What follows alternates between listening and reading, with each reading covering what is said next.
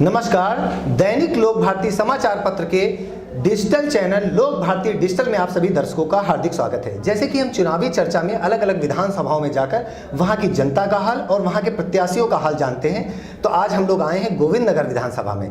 यहां पर कांग्रेस की प्रत्याशी करिश्मा ठाकुर जी के साथ हम बात करेंगे और जानेंगे इस विधानसभा के हाल, क्योंकि करिश्मा ठाकुर जी उत्तर प्रदेश महिला कांग्रेस की अध्यक्ष पद पर भी हैं। उनको गोविंद नगर विधानसभा में उतार कर पार्टी उनको यहां जिताऊ प्रत्याशी के तौर पे उतार रही है, क्योंकि वो उपचुनाव भी लड़ चुकी हैं, जिसमें केवल 18 से 20 हजार वोटों के अंतर से ही पिछली बार वो पराजय हुई थी और सेकंड विनर रही थी।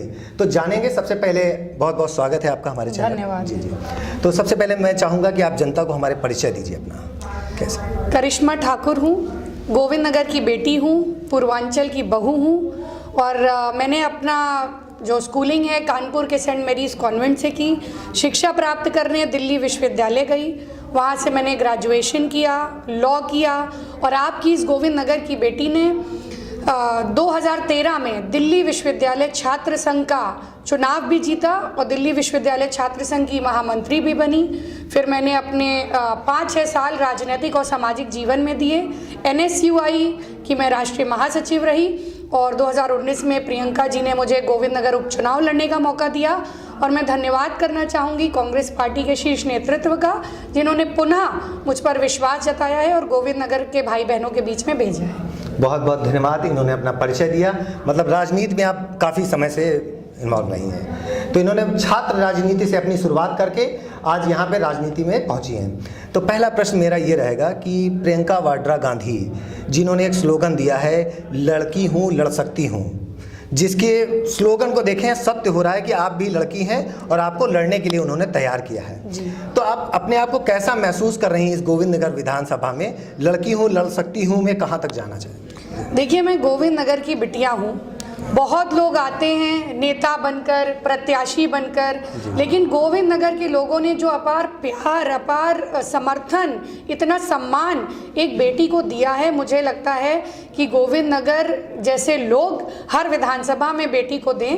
और प्रियंका जी ने जो वादा किया था 40% टिकट महिलाओं को देने का, मैं धन्यवाद करती हूँ प्रियंका जी का कि उन्होंने मेरी मेहनत को देखते हुए, पार्टी के प्रति निष्ठा को देखते हुए मुझे ये मौका दिया है। और इस नारे के साथ सिर्फ नेता ही नहीं, घर घर की बेटियां जुड़ रही हैं, महिलाएं जुड़ रही हैं, क्योंकि वो देख रही हैं कि प्रियंका जी लड़कियों के लिए, महिलाओं के लिए संघर्ष कर रही हैं। तो जैसा बात करें कि उपचुनाव में आप अच्छे मतों से मतलब आप रनर रही थी, तो उस कार्यकाल से अभी तक आपने जनता के लिए क्या कार्य किए हैं? 2019 में मैंने उपचुनाव लड़ा और लगभग 2.5-3 साल का मुझे समय मिला जी, जिसमें मैं ये कहना चाहती हूँ कि हमारे देश में कोरोना काल आया, लोगों ने बहुत सारे लोगों की मृत्यु हो गई, बिना इलाज ही मर गए। तो हम सब ने देखा कि किस तरह भाजपा की नीतियां, भाजपा के विधायक, भाजपा के सांसद कोरोना काल में शून्य नजर आए।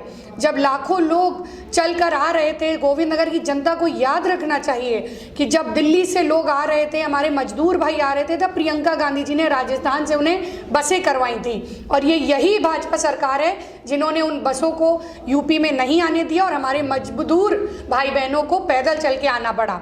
दूसरा कोरोना की लहर आती है, उसमें देखा अप्रैल के महीने में किस तरह जनता त्राहिमाम कर रही थी, स्वास्थ्य व्यवस्था ध्वस्त पड़ी हुई थी, ऑक्सीजन सिलेंडर्स नहीं मिल रहे थे, ऑक्सीजन सिलेंडर की कालाबाजारी हो रही थी, लोगों को भर्ती नहीं किया जा रहा था और गोविंद नगर के विधायक उस कोरोना काल में गायब थे।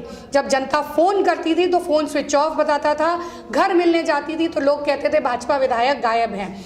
उस कोरोना काल में करिश्मा ठाकुर की प्रेगनेंसी थी, मैं गर्भवती थी, उसके बाद भी अपने कंधे पर सैनिटाइजेशन मशीन टांग कर करिश्मा ठाकुर घर घर गई, सैनिटाइज किया, ऑपरेशन हुआ, सिजेरियन डिलीवरी हुई, अपनी 2 महीने की बेटी को घर पे छोड़कर।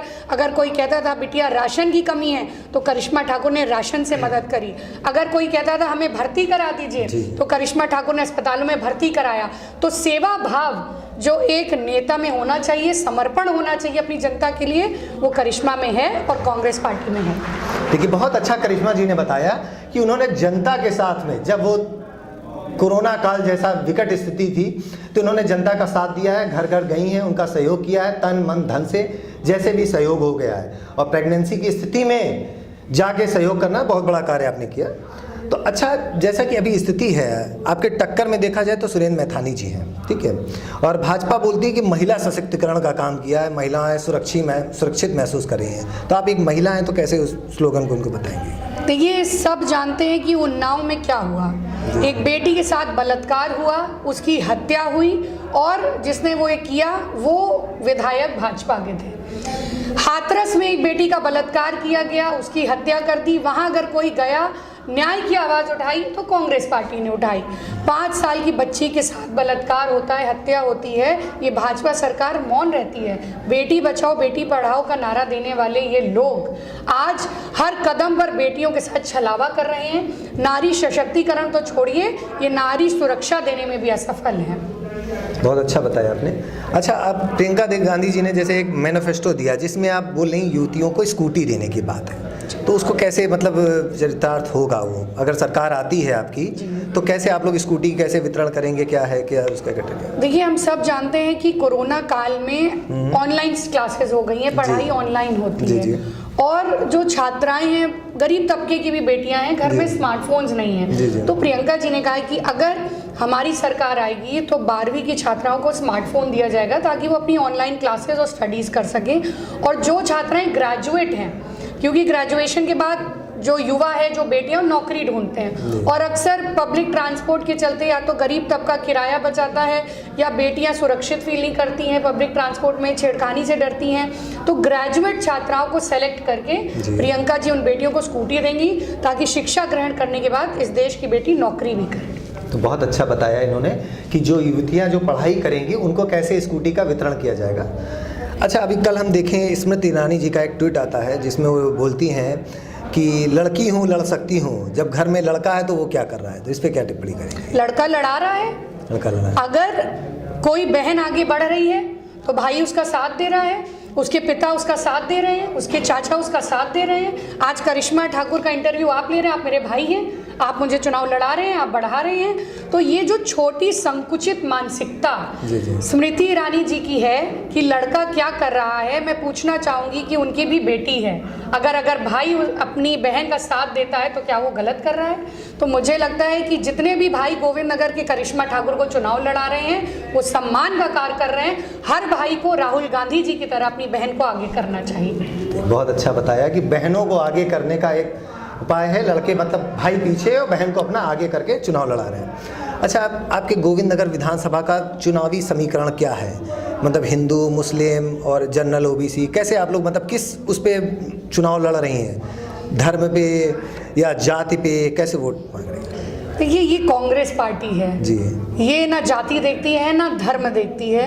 कांग्रेस पार्टी नियत देखती है कि प्रत्याशी किस नियत से क्षेत्र में जा रहा है, और पढ़े लिखे लोग हैं गोविंद नगर के, और गोविंद नगर कभी भी किसी भी जाति में धर्म में नहीं बटा। जो प्रत्याशी सेवा भाव से आया है, उनके बीच में मेहनत की है, उनके बीच में उनके सुख दुख में खड़ा रहा है, उसको जनता चुनेगी। आज चाहे ब्राह्मण समाज के हमारे पूजनीय लोग हों, चाहे क्षत्रिय समाज के हों, चाहे वाल्मीकि समाज के हों, सभी लोग करिश्मा ठाकुर को अपनी बिटिया समझते हैं, अपनी बेटी मानते हैं। और बेटियों की कोई जात नहीं होती, बेटियां सबकी होती हैं। सबकी। बहुत अच्छा, देखिए करिश्मा ठाकुर जी ने बताया कि बेटी बनकर वो इस विधानसभा से चुनाव में उतरी हैं और इस चुनाव को एक अच्छे मुकाम तक ले जाने की पूरा प्रयास कर रही हैं। अच्छा, जनता को क्या मैसेज देना चाहेंगे आप? मैं अपनी देवतुल्य जनता को, गोविंद नगर के भाई बहनों को, पूजनीय बुजुर्गों को यही कहना चाहूँगी कि इस बार आप लोग अपनी इस बेटी पर विश्वास जताएं, पूरा आशीर्वाद दें, क्योंकि आपकी ये बेटी हार कर भी घर पर नहीं बैठी। आपकी ये बेटी लगातार 3 सालों से आपके बीच में है, और आप मुझे मौका देंगे तो गोविंद नगर कांग्रेस पार्टी के साथ चलेगा और विकास की डोर आगे बढ़ेगी। तो हमारे चैनल पे आने के लिए बहुत बहुत धन्यवाद आपका। हमारे इस इंटरव्यू को आप हमारे डिजिटल चैनल के साथ साथ हमारे लोक भारती के ई पेपर में भी इस इंटरव्यू को देख सकते हैं। करिश्मा ठाकुर जी का बहुत बहुत धन्यवाद हमारे चैनल पे आने के लिए। धन्यवाद।